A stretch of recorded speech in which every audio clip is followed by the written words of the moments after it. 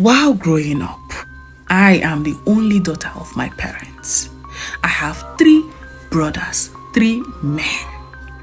While growing up, we all had our rooms, but my mom had to bring the 3 boys together. Yes, their own properties and things were in their respective rooms, but sleeping in the night, they would have to come upstairs to the last son's room to sleep so that she would be able to monitor them in their sleep.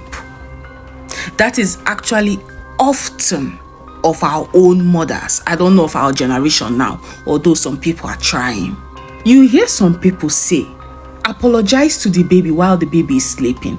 Yes, you can also apologize to the baby face to face. It's okay.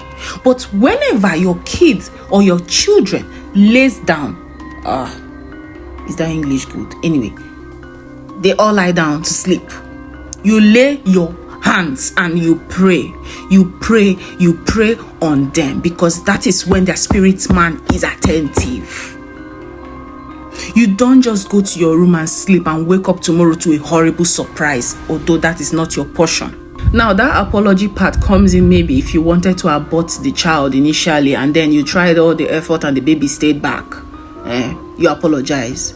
And one thing with trying to abort a baby is that whomever brought up the topic of aborting that child, if you watch, as time goes on, the child will not really establish that beautiful bond. Let's not go into that topic. It's too triggering. So leave that part. Anyways, and it's not always that way, but it is 90% always that way from experiences told. Anyways, when your children are asleep, maybe you beat them too much out of anger, like most mothers that are depressed. When they are sleeping, you lay hands on them and you apologize and you learn and you don't repeat the disaster you did. Please, don't beat your depression into the children. Pay attention to your children. Pay attention to the habits they do. Pay attention to their actions. Pay attention to everything, because it is when they are little you can catch them fast than when they are all grown. I know someone, she told me from the moment she conceived, that is when she starts her prayer. Because the moment you become a mom, you have signed into that battlefield of prayer. And if you don't take your time, you might lose your children, especially if your foundation wasn't rooted on a good ground. Permit me to use wasn't. Permit me to use myself as an example.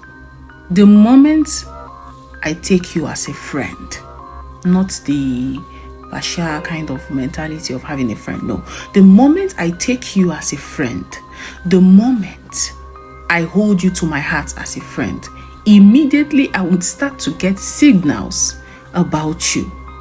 Even though you're miles away, that is how it works for me. Meaning that I could actually see things through your eyes or feel your pain, but not all the time. Like, for example, again, I woke up to a message that one of my mom's friend died. And the night leading to that day, the period she was being rushed to the hospital, while asleep, it was as though I tapped into her energy. And I looked up and I saw the ceiling of the hospital. While I was seeing the ceiling of the hospital, I wasn't even sure if it was me or if it was someone else. It was the next day the message came in that she had died and how she was rushed. That was when it was clear to me what I had seen.